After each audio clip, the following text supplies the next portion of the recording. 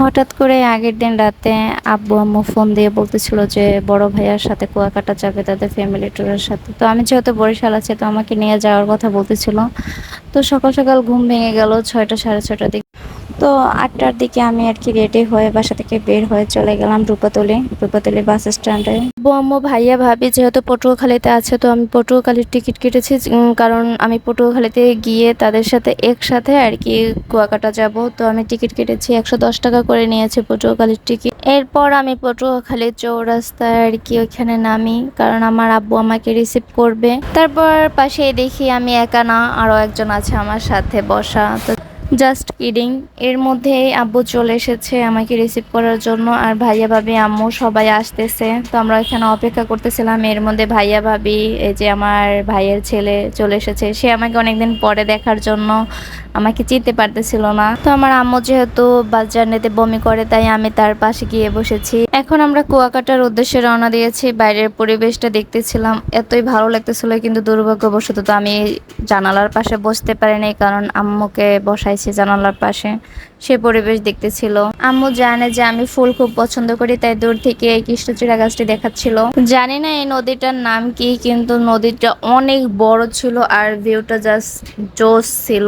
অনেক সুন্দর লাগতেছিল নদীটা। সব থেকে মজার বিষয়, যখন আমি এই নৌকাগুলো দেখতে পাই তখনই বুঝি হয়তো বা কুয়াকাটা খুব কাছেই। তো কিছুক্ষণের মধ্যে গাড়ি থামলো এবং আমরা সবাই নেমে যাচ্ছিলাম। আমার ভাইয়ের ছেলে আমার দিকে তাকাইতেই ছিল না, ঠিক আছে, সে আমাকে চেনে না একটা ভাব নিতেছিল। তা আমি আর কি তারে বেশি বেশি করে খোটাইতেছিলাম। স্ট্যান্ড থেকে আমরা একটা অটো নিলাম আমাদের হোটেলে যাওয়ার জন্য। একটা ভিডিওতে কয়েকজন ভাইয়া বলেছিলেন এটা কোন হোটেল, একজনে বলেছিলেন বনানী হোটেল। হ্যাঁ, আমরা বনানী হোটেলে উঠেছিলাম। হোটেলে ঢুকেই আমরা রেস্ট নিলাম না, কারণ অলরেডি 1টা+ মানে 1:30টার মতো বেজে গেছিল। আমরা বিচে যাব, গোসল করব।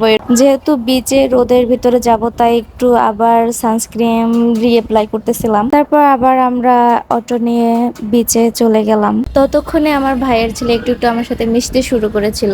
আমরা বিচে গেলাম, কিন্তু এত পরিমাণ রোদ ছিল ভাই, তাকাইতেই পারতেছিলাম না। কিন্তু তারপর পরিবেশটা খুব উপভোগ করতেছিলাম। তারপর আমরা সবাই মিলে কিছু ছবি তুলি এবং ভিডিও করি। আমার ভাইয়ের ছেলে পানি পেয়ে অনেক খুশি হয়েছে, সে অনেক দুষ্টুমি করেছে। তো তারপর আমরা গোসল করার পরে রুমে গিয়ে ফ্রেশ হয়ে বাইরে গিয়ে লাঞ্চ করে তারপর আবার রুমে যাই। রুমে গিয়ে 1-1.5 ঘন্টা পর, অর্থাৎ 4টা সাড়ে 4টার দিকে আমরা বিচে আবার যাই। তারপর বিকেল বেলার সমুদ্রের যে একটা সৌন্দর্য, সেটা আসলে অন্যরকম। আমার কাছে তো বিকেলের থেকেও রাতে সমুদ্রের পাড়ে আরো বেশি ভালো লাগে। সমুদ্রের ঢেউগুলা রাতে চারিপাশে একেবারে নিশ্চুপ থাকে, নিরিবিলি থাকে, এত কোলাহল থাকে না। তো এর জন্য রাতে কিন্তু বেশি ভালো লাগে বিচে, তাই না? আর আমার ভাইয়ের ছেলে তো এখনো শুরু করছে, একবার গোসল করছে, সে আবার বিকেল বেলা আবার গোসল করবে। তো তারে অনেক কিছু বইলে আর কি বুঝাইতেছিলাম। তার একটু পরেই দেখি পাশেই ফরেনাররা আসছে, তারা ছবি তুলতেছে। তো ওইটা একটু ভিডিও নিলাম আমি। তারপর পাশে এই যে রাখাইন মার্কেট, না যেন রাখাইন পল্লী কি এটা আমি জানি না, কিন্তু অনেকবার গেছি, নাম জানি না ওইভাবে।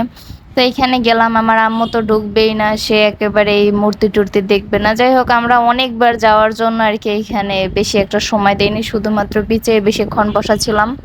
সত্যি কথা বলতে এখানে যত শান্তি, এই সমুদ্র দেখতেই বেশি ভালো লাগে। তারপর আমরা সবাই ফ্যামিলি ফটো নিতেছিলাম। যাই হোক, দিনটি আমাদের সবার জন্য একটি স্মৃতিময় দিন হয়ে থাকবে।